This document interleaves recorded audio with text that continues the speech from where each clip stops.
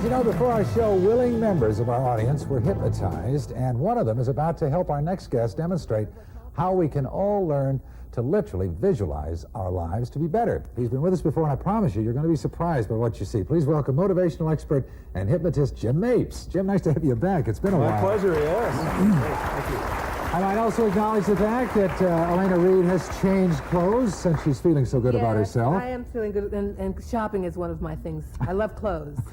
So there's the shot there's the in the, that was the Inquirer. On my refrigerator, Holy even smokes. as we speak. Every time she thinks about having another bite of something.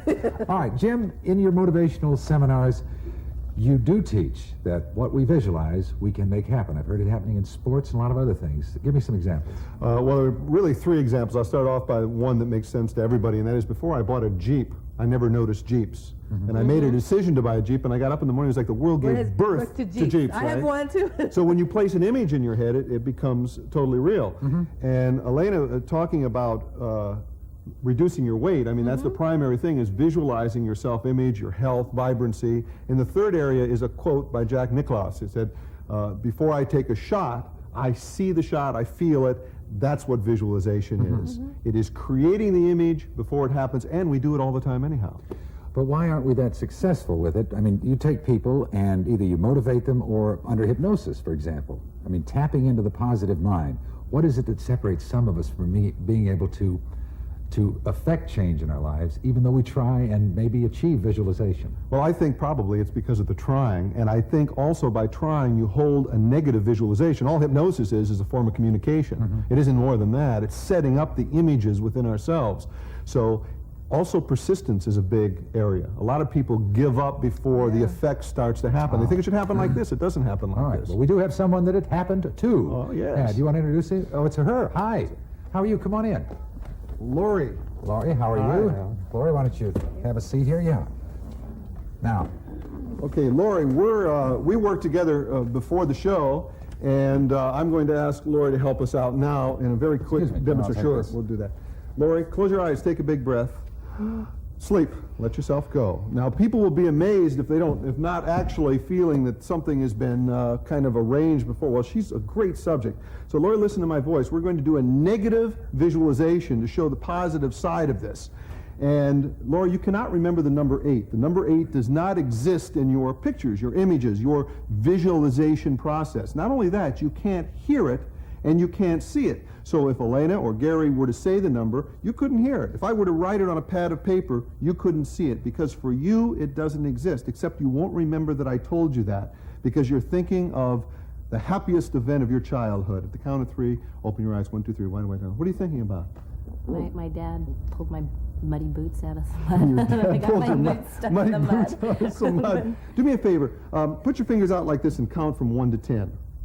And to count from 1 to 10. 1, 2, 3, 4, 5, 6, 7, 8, 9, 10. What happened to 8? What happened to 8?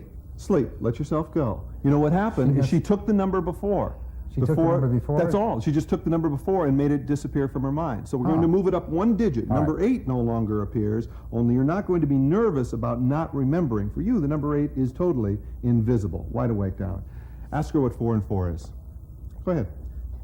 Yeah. What's 4 and 4? Now this is does this create a little stress in you? Yeah, this is a little embarrassing.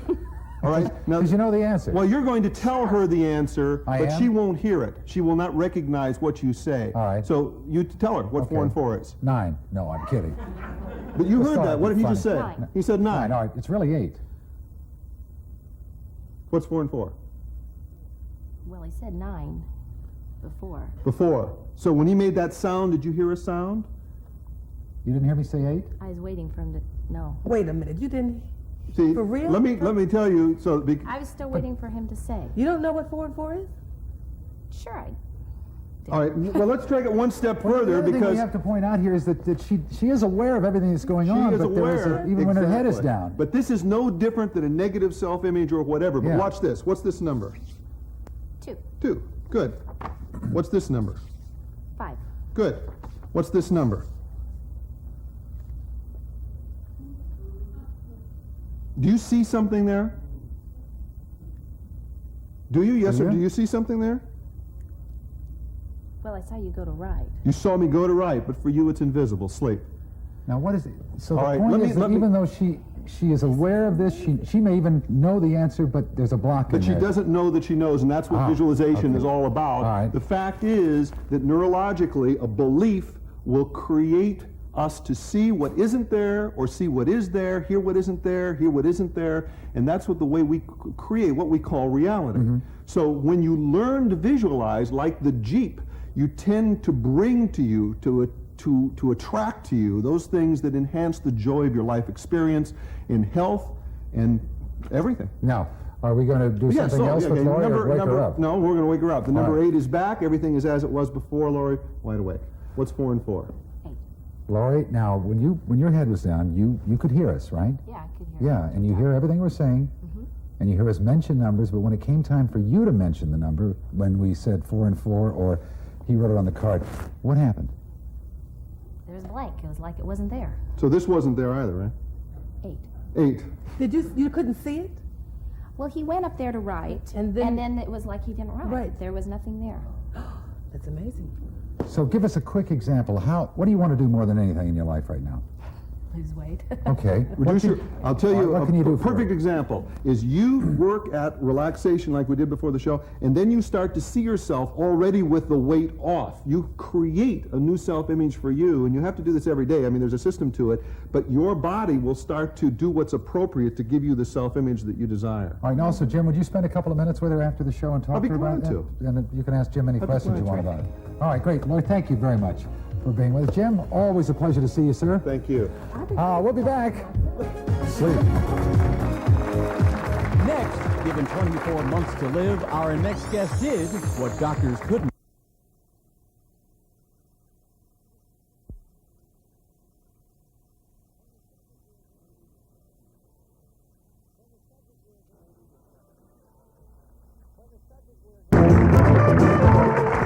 When the subject we're going to be discussing is marriage, then the questions that sometimes we ask certainly have to do with love, and it is the opinion of our next guest that many of us really don't know how our partners need to be loved, let alone ourselves. And he's going to prove his point with our audience. Would you please welcome motivational expert James Mates. Jim, nice to have you back with us. Good to be back.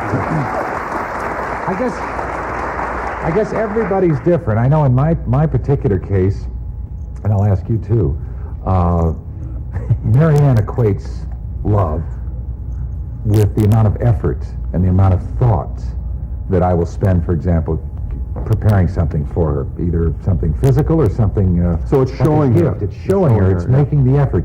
Because as she says, talk, but give me action, kid. You should see what happens when you take somebody who is auditory and puts them with somebody who is kinesthetic, showing, and sometimes they go like this. Yeah. Why? Do you think most people don't know how they're loved? I think intuitively we know, but many relationships and many partners in relationships, again, they miss each other because someone, let's assume that what makes me feel loved if somebody puts their arm around me. I would assume that was what make everybody feel loved, right? So if I put my arm around somebody and they jerk away, I would, why don't they? But maybe they want to be told, or they want a certain look in their eyes. And that's what it's all based on. Feeling, auditory, or kinesthetic feeling, auditory or visual. All right. Now, before the show, you worked with our audience. Yes.